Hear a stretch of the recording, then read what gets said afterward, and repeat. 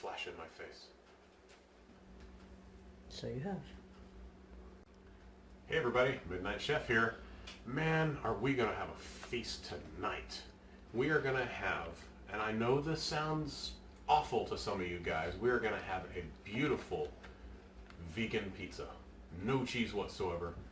I promise you're not even gonna miss it. This is gonna be roasted tomatoes with roasted garlic and onions, and that's it. It's gonna be beautiful. We're gonna make some lovely whole wheat crust. Now, it's not really pizza crust, it's really bread dough. It's whole wheat bread dough, but it's a very, very simple dough that you can use for bread, you can use for pizza, you can use focaccia, you can do anything you want with it, right? But let's get the tomatoes started, because we need to get those roasting and then we need to cool them before we actually put them on the pizza. Okay?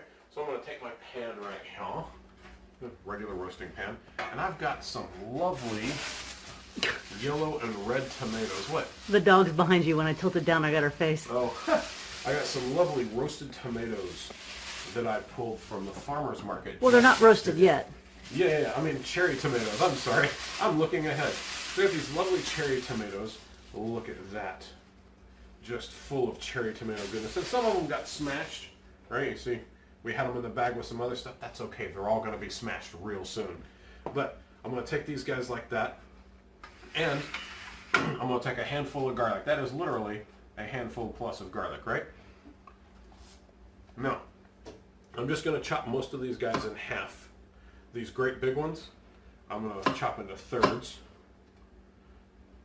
Like that, but these other ones just get put in half. I still want them to be, I want to give them some surface area to be able to roast, but if I chop them up really fine, then they're going to, instead of just charring on the outside and being nice on the inside, they're just going to burn all the way through, right? So that one's already small, so I'm going to do that. That one's already small enough. There we go. That one's already small enough. That one's iffy, so I'll cut it. I'll take these two. We gotta remember to link to that really cool peeling technique that I learned from Adam Savage too. There we go. So far we haven't done anything complicated, right? So take these guys, throw them on top. As much or little garlic as you want. That's always the, I should say as much garlic as you want, because as little as you want, who wants a little bit of garlic? I Right? suppose somebody might be allergic or something. So I've got a little bit of onion here. You can put as much or little of that as you want as well. Always take the first peel, right? Always take that first layer. But why, Sean? Because it's very rubbery And papery. and you won't be able to eat it at all. So the method here really doesn't matter, but I'm going to do nice slivers like that. And then... You have a cutting video out, don't you? Not yet. Whoa. We've been meaning to do that forever and we just haven't. Oh, well. So, Don't cut your hand. take these guys, throw them over the top as well. So far so good? Now, you can use big tomatoes with this, but it really won't come out as good. What you're relying on here is the sweetness of these small tomatoes. That's what you really want. And it doesn't, you know, I threw in yellow and red for a little bit of lovely variation in color, right? But you can get those lovely sweet red cherub ones that come in the little things, right? It doesn't matter. But we're going to make a lot of this stuff. Now, so I got that. Get some olive oil. I like to put my thumb over the top so I can control it. There we go. Wow, that's significant. You want enough to be able to make a little tiny bit of a pool at the bottom, because that pool is going to mix with the tomato juice when the tomatoes burst open, and that's what's going to help make your sauce. So therefore I can't really tell you how much oil to put in, because it's going to depend on how many tomatoes you use, right? All right. Now, a couple of healthy pinches of salt. That. Nice healthy pinch of black pepper.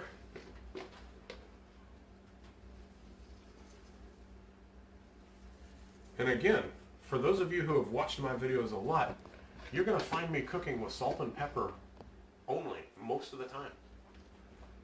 Unless we're making Thai food or something, right? I almost always only use salt and pepper. I mean, you know, chili and stuff, right? And now, you just mix this stuff up. Nice and lovely. There we go. Now, before I turned the camera on, I turned on the broiler in the oven. I gotta get this oil off my hands, right? Now, when I say roasted, I really mean broiled. Roasting these things in the oven with just like the oven on, no matter how hot you get it, will not be sufficient. Well, it would, but it takes hours. I've done it. Well, no, it won't be sufficient. Really? Because you're not going to be able to get that lovely char on the outside of the tomatoes that we're looking for. Oh, that's true. So what you're looking for is you're going to put those in, and you're gonna check them every 5 minutes. The tops of these are going to start to get black. That's when you stir it up. And then let another side get black, and so on, right? So you want to get these black, not on all sides, but at least really good and black on one side. And the onions will get some of that, and the garlic will get some of that, right? I also, to speed things along, will turn on my convection. If you have a convection, that's the best thing. If you don't, that's all right. Just use the broiler. It'll just take a little bit longer, but it'll still work just as fine. So put these in the middle rack. Got my broiler on. I'm going to check those in about 5 minutes or so. In the beginning, they won't cook very fast, right? I'll check them in 5 minutes. They probably won't have too much done to them yet. I don't know. Maybe they will. But the more they stay in there, the more you're going to have to check them, right? So I may check them every, I may have to tend to them every 10 minutes in the beginning and like every 3 minutes at the end. So, okay, so now let's get to the bread. This bread is hella simple. Almost anybody can do it. I veer away from saying anybody can do it, right? And again, this is going to be a whole wheat bread. So I got whole wheat flour. I'm going to start with 500 grams. There we are. Turn on my scale. There we go. So I'm going to go with 500 grams of flour. In fact, I can go ahead and dump the rest of this in there. And that is 520, so I'll take a little bit back out and put it in here. 505, close enough. All right. In fact, I'll put that right there. Now we got that. Now I need 2 teaspoons of salt. You always have to salt bread. Salt is essential in bread, even though there's not much of it. Bread without salt is absolutely horrendous. Ask us how we know. Now I'm putting the salt in one spot on one side of the bowl. Don't sprinkle it around, and I'll tell you why here in just a second. Oops, I don't want to do that. I want to do that. There we go. And now I need 30 milliliters of olive oil. I forget what measure that turns out to be because I always do milliliters. So I've got my thing here, and I'll just measure out 30 mils. You know what? If your thing isn't precise enough and you end up getting 40 or 50 mils, big deal. See, I got 50 mils there, big deal. I'm going to put that in there. Oil in bread is what keeps it soft. So you'll find breads being very, very stiff and rigid when they don't have any oil in them. But the fat in the bread will keep the crumb nice and moist like that. So we're going to make us a very bready pizza. This isn't going to be one of those thin crust, quick fire oven things. This is going to be one of those nice thick bready jobs, right? Okay. Now I need 10 grams of yeast. Now yeast and salt are not very fond of one another.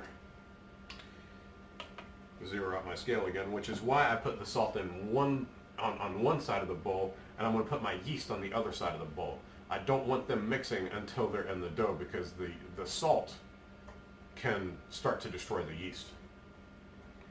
So I want 10 of these. That's 7, 9, 10. There we go. Alrighty. And now I need 320 milliliters of warm water. So I'm going to come here. That water is warm. And I'll put this here, and I'm going to trickle it in like that. And I'm going to get 320.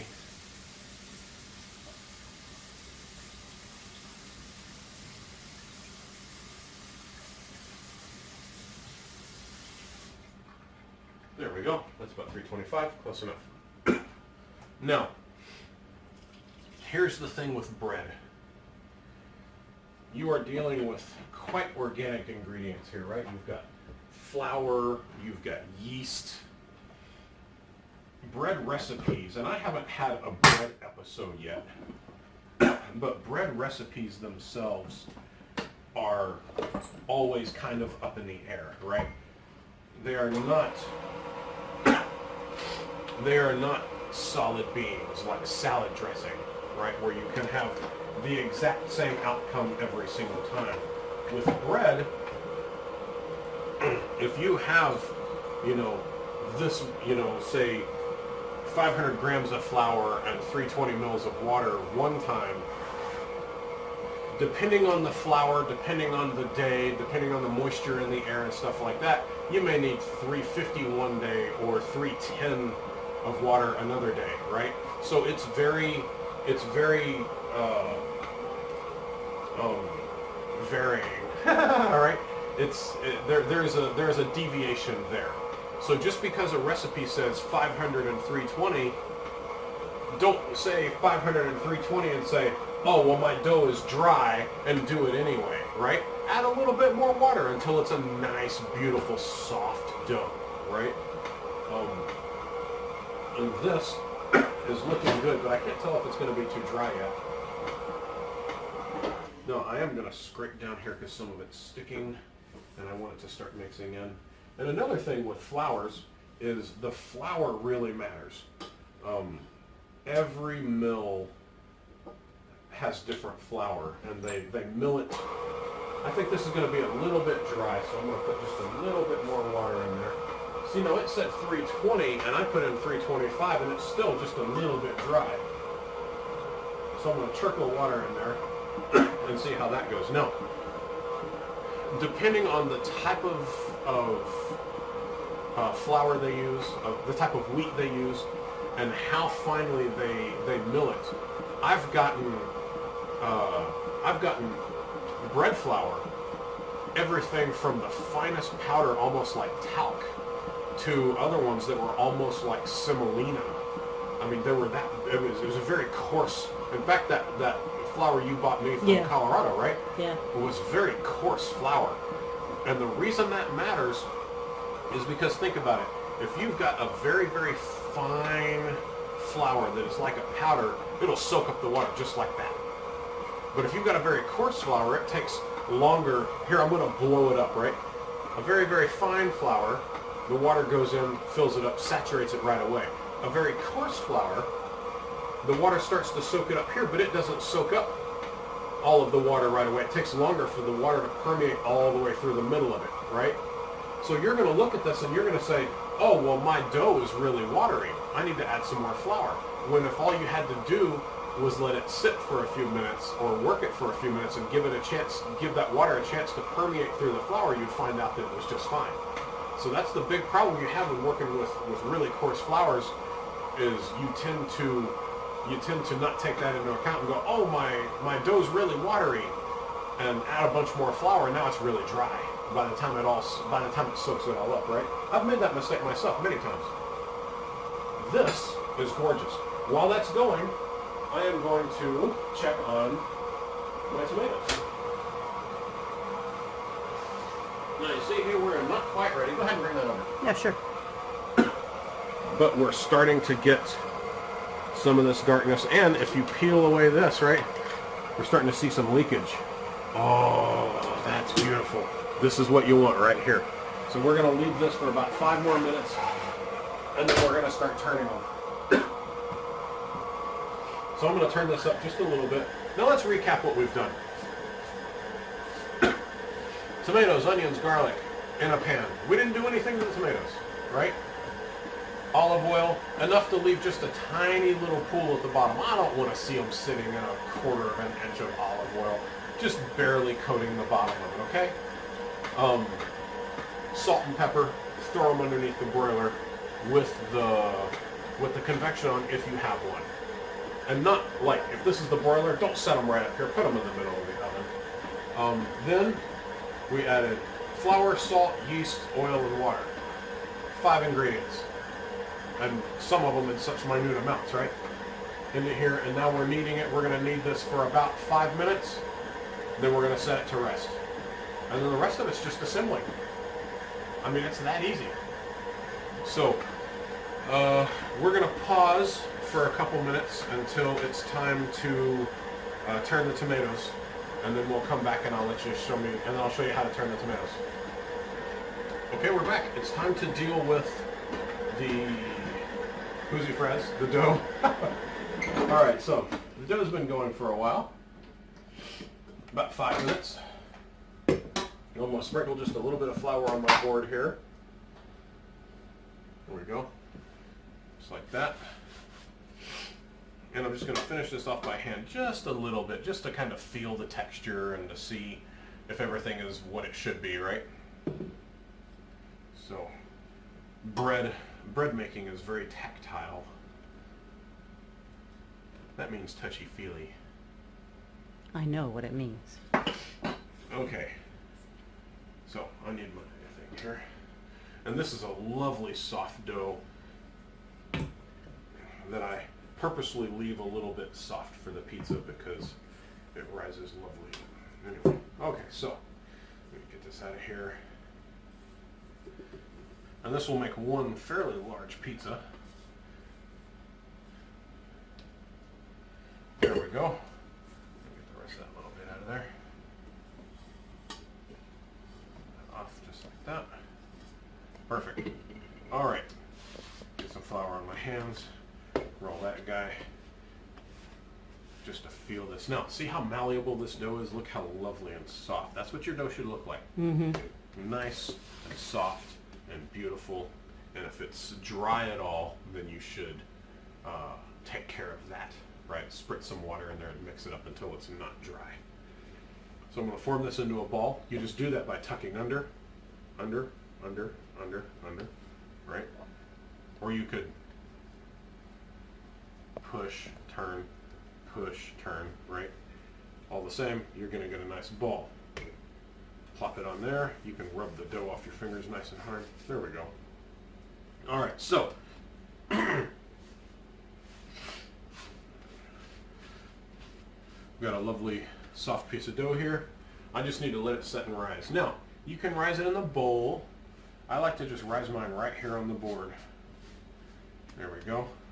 And put my fingers over my oil, sprinkle a little bit of oil on the top. There we go. Just like that. I'm going to grab some plastic over here.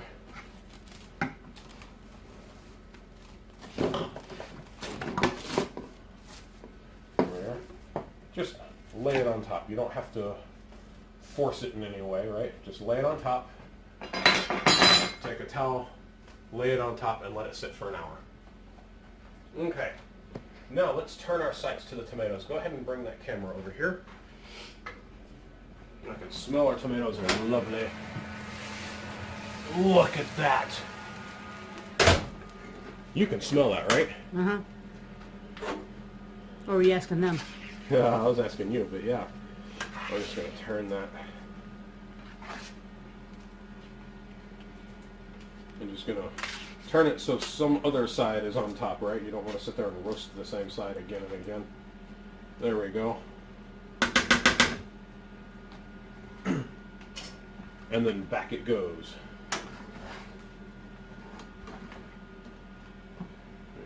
Those onions that are getting dark, just push them under the water. Take that one, turn it over. There we go. Holy hell. Yeah.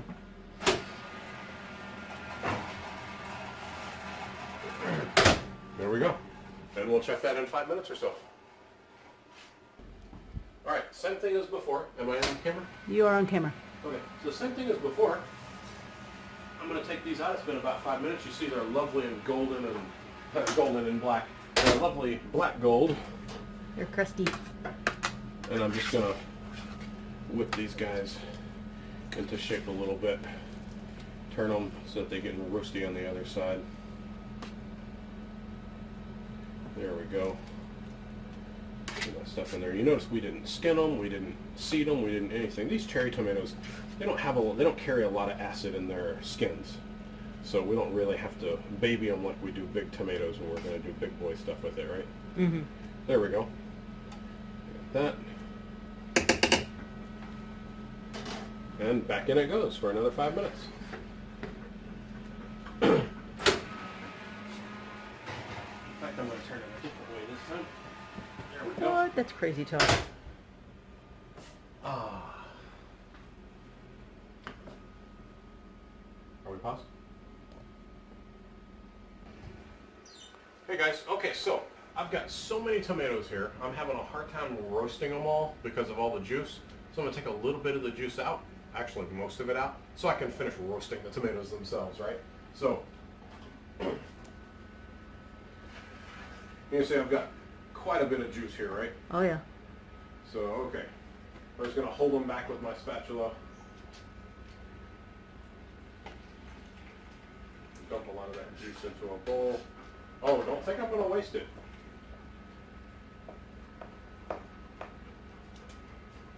There we are. I still left some, if you can see. Yeah. Okay. Still left a little bit. And that's what I want. Now I'm going to...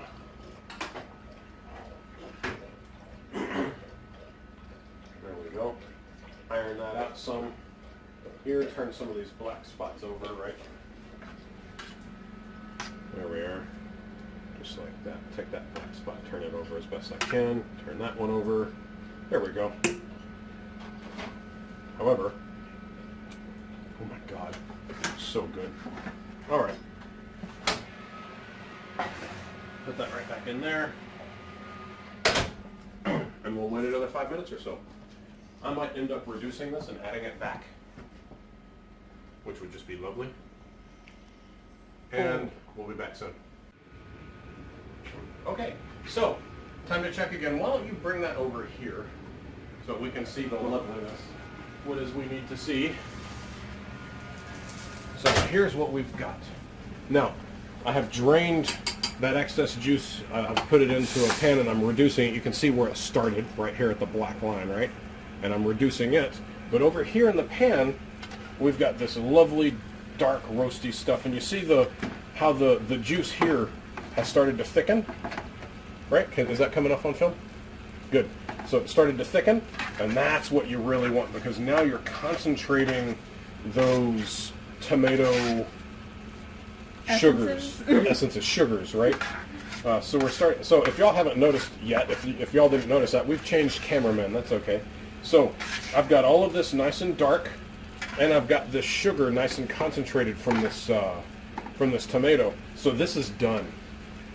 We are finished. So I'm going to turn this off. I'm going to turn off every one of those. Now I just have to take these guys. I want to put them in a bowl, because they really do need to cool for a bit before I put them on the pizza. Take all these tomatoes here. Actually, you know what? I'm being stupid. I'll let them cool in the pan. They will actually cool faster in the pan, all spread out. Don't be like me. It's not like I dirtied a bowl. This is what had the tomato juice in it to begin with. So, okay. Want to taste that? It's lovely. Yeah. Oh my God, that is so good. Okay, so this sits here until we are ready for it with the pizza. Now, let's talk about something for a second. You can put it back on the thing. Here we go. Am I in? Cool. Okay, so let's talk about something for a second. You remember, if you watched the concassé video, and I know some of you have because I've gotten rave reviews about the concassé, I was telling you how versatile concassé is. And kiddo, you know yourself. I mean, you've seen concassé done a number of ways. Yeah. This is roasted concassé. Right? So I like it better with all its herbs though. with like the basil and stuff. Like the normal herbs we use for concassé. Oh, the thyme and the basil. Yeah, well, that comes when we put it on the pizza. So it's not like we're not going to have it. We're just reserving it for the pizza. So we are going to put fresh basil on the pizza. Because remember, this is a roasted tomato pizza, right? But this is tomatoes, garlic, and onions with olive oil and salt and pepper. Well, shit, that sounds like concassé to me. So, yes, this is yet another versatile use of concassé. And you could not only put this on pizza, but you could put it in pasta. You can use it for lasagna. And the depth that it adds to things is just immeasurable. So, we've got this cooling. We've got our bread dough rising here. And we've got this over here reducing, which is coming along quite nicely. Nice and thick, like that.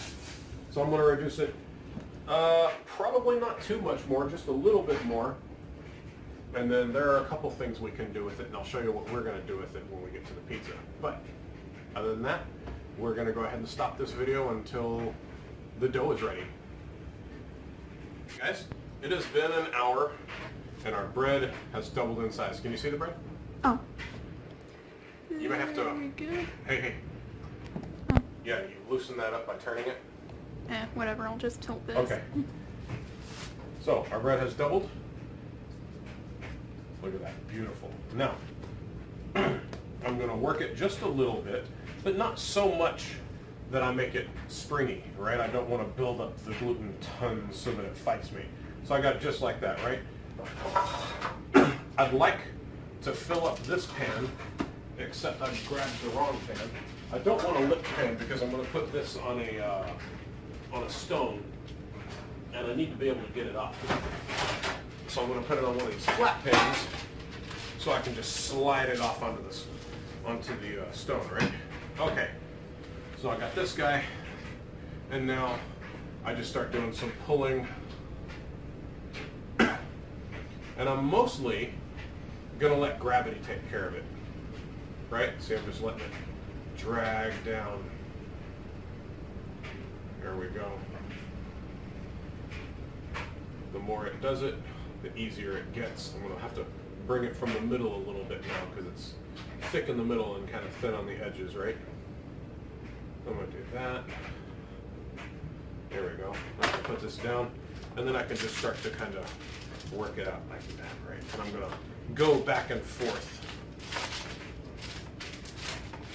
There we go. Got that. And by back and forth, I mean I'm going to go back and forth from the paper to the air. So now I'm just going to let that stretch out. Get a nice long piece there. Nice long piece there.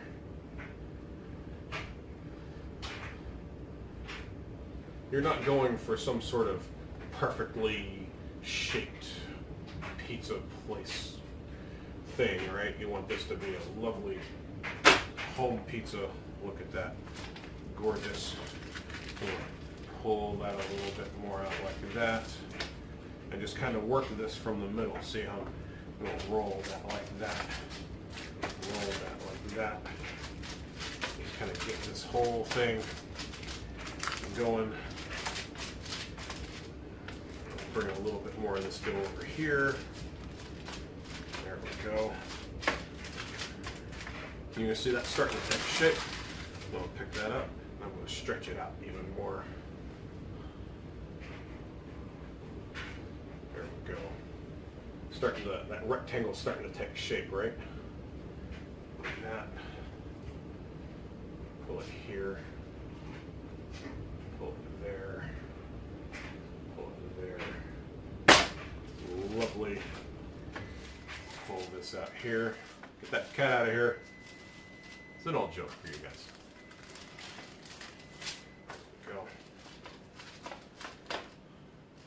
I want to make this a little bit bigger. Now this is, with this being regular bread and not actual pizza dough, it's going to rise pretty well, right? So I'm not really as worried about making it too thin because it'll thicken up nicely anyway. There we go. See how I'm getting that all out here? Good. I think this will be the last pass. It's getting big enough. Now I'm going to put this on the table a little bit and just kind of work it like that. I'm going to pull that like that. There we go. I didn't start with this on the table because I didn't want to have to flour it a lot to keep the stuff from sticking. So I relied on the paper.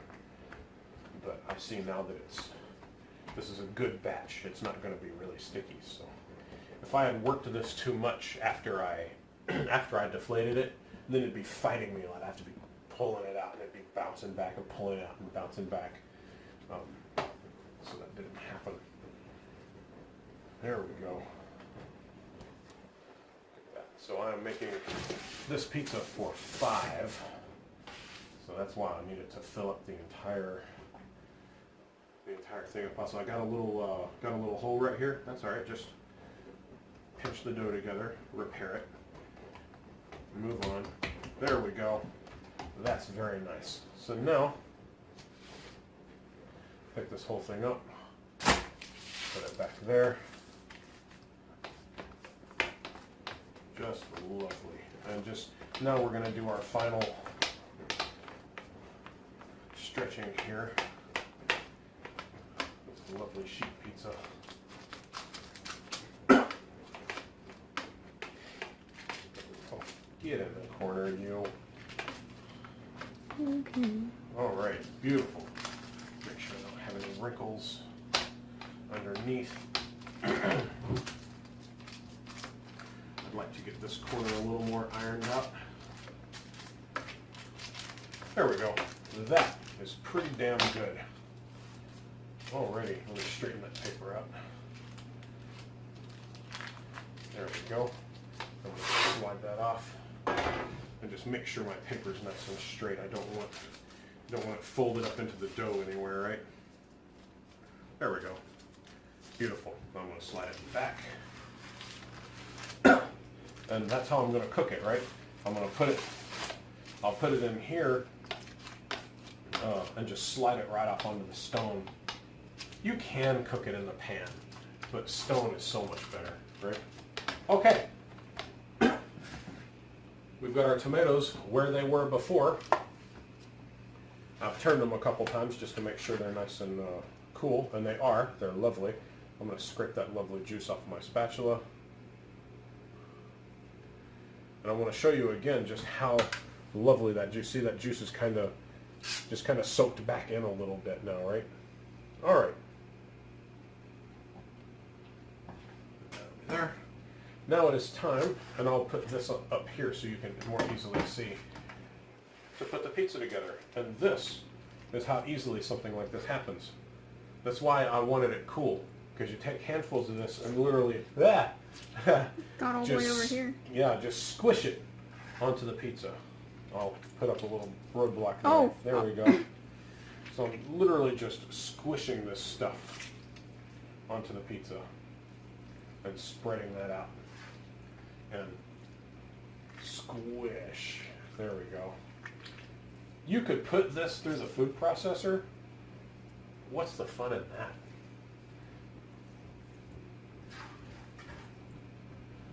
This. Squish. Got these lovely big pieces of garlic on here. Squish, squish, squish, squish. Gorgeous. Here's some more squish. Squish. Squish. Yeah. There we go. I'll spread that out.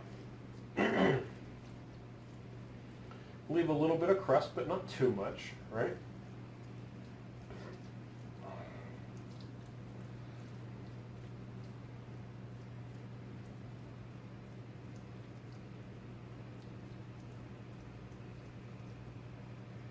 Nice and even. Get your hands. Get all that lovely juice off your hands.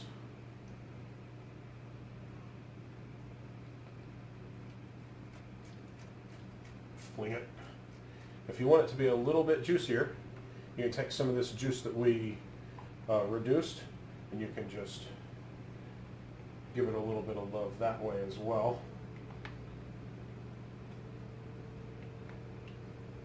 Looks like barbecue sauce. Yeah, it's just roasted tomato goodness. Which is actually better than barbecue sauce. You know, it actually kind of is. Okay, guys. That is roasted tomato pizza. Can you put cheese and other stuff on it? Yes. But I promise you, you will not miss it. This is just phenomenal. No, you can put herbs in the crust. You can do herbs de Provence or thyme or rosemary, sea salt around the edge. You can church this up any way you want to, right? I just went with a nice plain bready crust and some lovely roasted tomatoes. If you have to have cheese, put a little on there, but I promise you really won't miss it. You can put some extra onions, you can put spinach, anything you like on a pizza you can put on this. But try it this way first. It's absolutely excellent. Now, I'm going to rinse off my hands like this. Oh my God. And I'm going to show you what we're going to do with that sauce. Now, this still needs to rise for about another 30 minutes to an hour. It really depends on how long it takes it. We want the crust to double again before we bake it. But Jen likes dipping sauce. So we're going to make dipping sauce for this pizza with the rest of this stuff, right? I also like dipping sauce. She likes dipping sauce too, so we're going to make dipping sauce for both of these guys. That's usually ignored because she gets the dipping sauce. Oh, fair enough. So now, I'm going to take, well, let me see if I can fit it all in here before I dirty up another glass. I think you can. Well, fitting it in here is no problem. Oh, You yeah. need to make sure it's Got enough space. got to enough move. space, yeah. Looks like it does. Depending on how And you're you gotta planning get, on doing and it. you got to get all this stuff off of there, right? Yeah. That's the good stuff. Gotta scrape it all. Scrape all that stuff off of it you can get.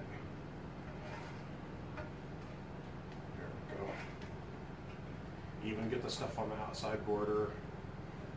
All that stuff. There we go. Perfect. All right. And there's a little bit left. Mm. Oh my God, that's yummy. Okay. Now we take this guy.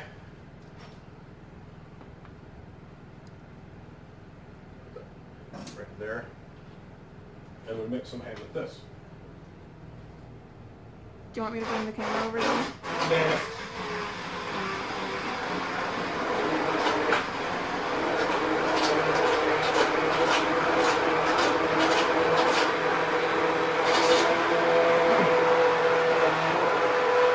I'm just going to let this go for a minute.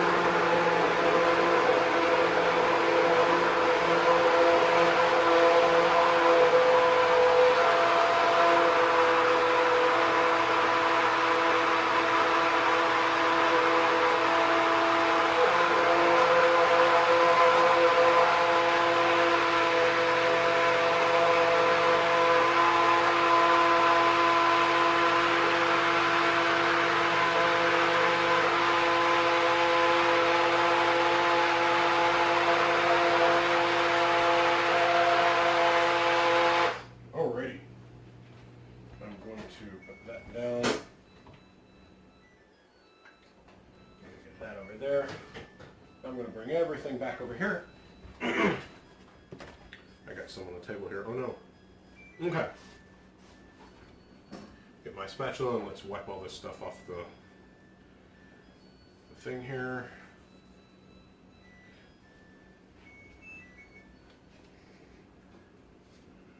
There we go.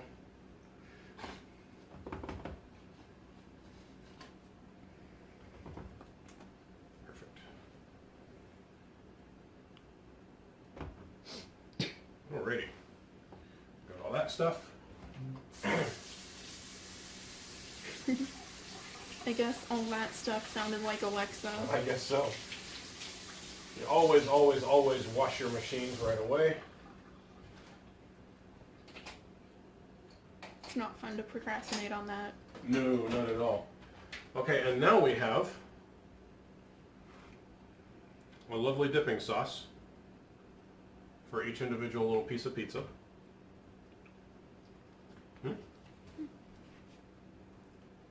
Mm-hmm. Yeah.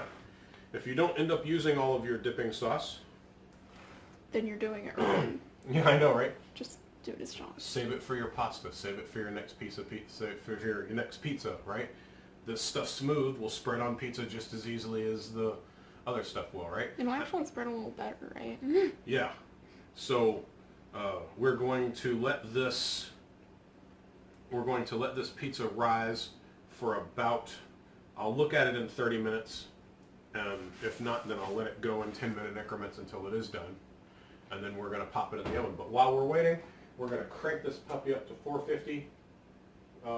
Yeah, 450 will be good. So it'll be nice and hot, and the stone will be nice and hot. And then we'll be back. I'm not going to show you at every turn. We'll be back when it's ready to go in the oven. Alright, so it's been about 35 minutes, and this pizza is nice and ready. We've got lovely spring. It's risen to twice. So now we are just going to throw this in the oven. I've got the oven at 450, and I've got a stone in here. Now again, you can cook this in the pan if you don't have a stone. There's nothing wrong with that. The stone is going to be better, right? So that's why I needed to have these flat sides here so I could just slide this off. And I'm going to make sure that this is nice and slidey. I'll put this right there on the edge. Turn on my light so I can see what I'm doing. And now, just slide that off. And we'll come back in about 20-25 minutes and check and see if the pizza's done. Alright guys, the pizza's out of the oven. It's been about 25 minutes or so, right? Lovely brown, nice risen on around the edges. We got brown underneath. You can't see that, but it's brown underneath. And go ahead and bring the camera over here. And look at that lovely dark color. How gorgeous and roasted this is. Isn't that lovely? All right, go ahead and bring the camera back up. All right, guys, that is roast tomato pizza. Completely vegan. Very, very easy to make. We did nothing hard here whatsoever. Try it without the cheese. I promise you, you don't need it. Do you need cheese on this? You can, No. you can talk. No, I don't. And for those of you paying attention, this is the third cameraman I've got during this venture. Everybody keeps leaving. It's no good waving here behind the camera. So, okay. This is Midnight Chef, and good luck with that, man.